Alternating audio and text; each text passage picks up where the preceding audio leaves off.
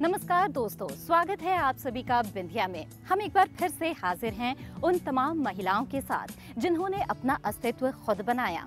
आज हम आपकी मुलाकात कराएंगे एक ऐसी हस्ती से जिन्होंने अपने सफर की शुरुआत तो बहुत ही छोटी सी उम्र से की, लेकिन शादी के बाद थिएटर और कथक परिवार के लिए छोड़ना पड़ा। 15 साल बाद इन्होंने अपना अस्तित्व फिर से तलाशा और शुरुआत की म्यूजिकल ड्रीम्स एकेडमी और द आर्टिस्ट फाउंडेशन की। आइए रूबरू होते हैं मीता नागपाल से।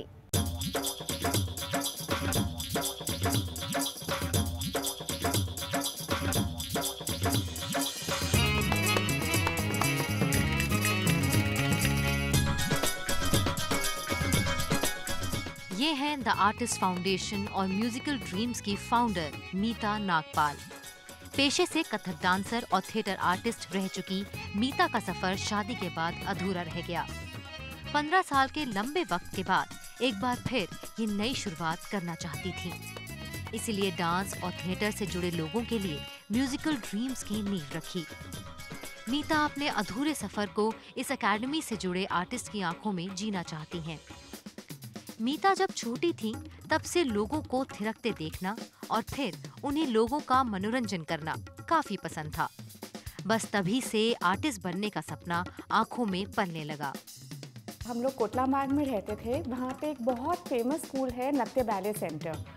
एंड जब मैं 2 साल की थी मैं वहीं पर जाती थी और सब आर्टिस्ट का डांस देखती थी। और जब सब आर्टिस्ट थक जाते थे और अपना चाय ब्रेक लेते थे तो मैं उनके लिए डांस करती थी। वहीं से मेरा डांस की जर्नी, नृत्य की जर्नी शुरू हुई थी। मीता को सबसे ज्यादा खुशी जिस चीज से मिलती वो था स्टेज, इसीलिए कथक और थिएटर दोनों से जुड़ गई। जल्द ही अपनी पहचान भी बना ली, लेकिन फिर मीता की जल्द ही शादी हो गई, जिसके बाद इन्होंने स्टेज का साथ छोड़ दिया।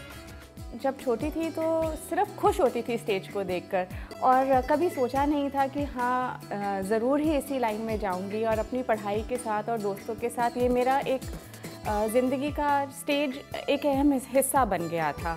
और धीरे धीरे बड़ी होती गई। कभी सोचा नहीं कि नहीं यही है, पर सोचा ही नहीं कि मैं इससे अलग भी हो सकती हूँ। शादी थोड़ी जल्दी हो गई थी तो फिर उधर स्टेज से एक बहुत लंबा ब्रेक ले लिया था। किसी भी महिला के लिए परिवार पहले है, इसीलिए जब ये सभी जिम्मेदारियों से आजाद हो गई और बच्चे बड़े हो गए तो 15 साल बाद एक बार फिर खुद को स्टेज पर देखना चाहती थी। जब थोड़ा लाइफ में सेटल हो गई, बच्चे थोड़े बड़े हो गए, तो वापस बच्चों के साथ ही मिलकर वापस मैंने स्टेज को अपनाया। और पहले बच्चों को सिखाया, वो स्टेज पर गए और अलग अलग स्कूल्स में जाके बच्चों को सिखाया, और धीरे धीरे वापस मैं अपने स्टेज पर आ गई। 15 साल बाद फिर शुरुआत की, जब इन्हें बच्चों के एनुअल फंक्शन में सिखाने का मौका मिला और इन्हें पुराने दिन याद आ गए। वापस मेरा डांस के साथ सिलसिला अपने बच्चों की वजह से शुरू हुआ, क्योंकि जब उनके स्कूल का एनुअल फंक्शन आया तो टीचर्स ने मुझे बोला कि आप आके हेल्प करिए। और उस हेल्प के शुरुआत से वापस मुझे अपने वो पुराने बीते हुए दिन याद आ गए। घर में भी सबने मुझे बहुत इनकरेज किया। 15 साल के उस ब्रेक में मीता एक खतरनाक बीमारी से भी जूझ रही थी। जिंदगी और मौत के बीच मीता का अगर कोई हमसफर बना तो वो थी कलम। इस दौरान इनमें एक लेखिका ने जन्म लिया, कई नाटक और कविताएं लिखी। 24 इयर्स की एज पे मुझे एक डिज़ीज़ हो गया था जो काफ़ी फेटल हो सकता था। सो मैंने अपनी लाइफ के बहुत सारी चीज़ें उस 10 इयर्स में एक्सपीरियंस किए जो लिखने के रूप में आगे आए। सो उसमें कुछ अच्छा, कुछ बुरा, कुछ एक्सपीरियंसेस, एंड आई थिंक वो मेरे लिए लाइफ टर्निंग पॉइंट था, to understand life in a different way. धीरे धीरे कॉलोनी के बच्चे मीता से डांस सीखने लगे और इन्हें एहसास हुआ कि जरूरी नहीं इनका स्टेज से नाता टूट गया तो ये अंदर के कलाकार को मार दें। इसलिए नई सोच और नई उम्मीद के साथ म्यूजिकल ड्रीम्स नाम की एकेडमी शुरू की। कॉलोनी के बच्चे मेरे पास डांस सीखने आने लगे और थोड़े दिन में इतनी भीड़ हो गई थी घर में कि मेरे को बच्चों को मना करना था कि अब मैं और क्लासेस नहीं ले सकती हूँ।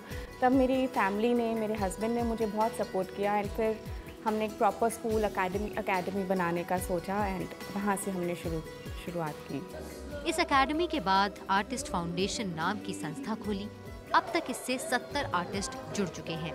ये संस्था उनके लिए है जो अपने अंदर के कलाकार को तराशना चाहते हैं। एक एकेडमी के बाद एक फाउंडेशन की शुरुआत की है, आर्टिस्ट फाउंडेशन, जहाँ पे मैंने देखा है कि बहुत लोगों की ट्रेनिंग अधूरी रह जाती है। या तो उनको अच्छी ट्रेनिंग मिल नहीं पाती क्योंकि पैसों की कमी होती है। हमारे यहाँ टीचर्स की भी बहुत कमी है क्योंकि काफ़ी लोग नौसिखे होके भी टीचर्स बन जाते हैं। मीता का कथक से अटूट रिश्ता है, चाहे खुशी जाहिर करना हो या दुख। इसे जताने का एक ही जरिया है, डांस।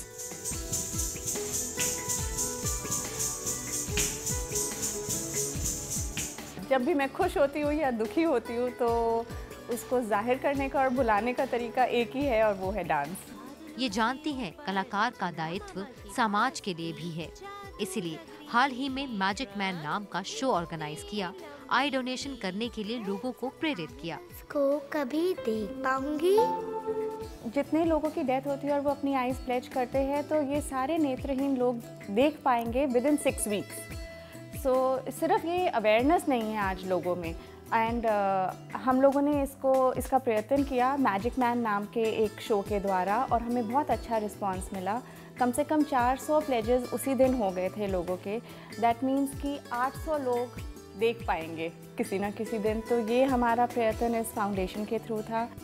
महिलाओं के लिए एक ही संदेश देना चाहती हैं, खुद में कुछ नया तलाश करें और जब चाहें तब नई शुरुआत करें। अपने आप को हमेशा डिस्कवर करना चाहिए और एज कभी कोई बैरियर नहीं होती। इनफैक्ट कोई ब्रेक आपको शायद उस चीज़ के और करीब ले आता है। तो आपको अपना हमेशा जो आपका मन होता है, जहाँ आपकी चाह होती है, धीरे धीरे अगर आप उसको मन से चाहेंगे तो ज़रूर अचीव करेंगे।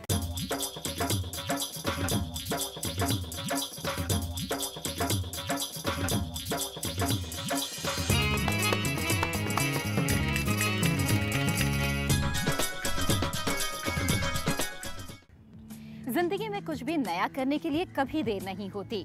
जब चाहें अपने सपने को साकार करें, एकदम मीता की तरह।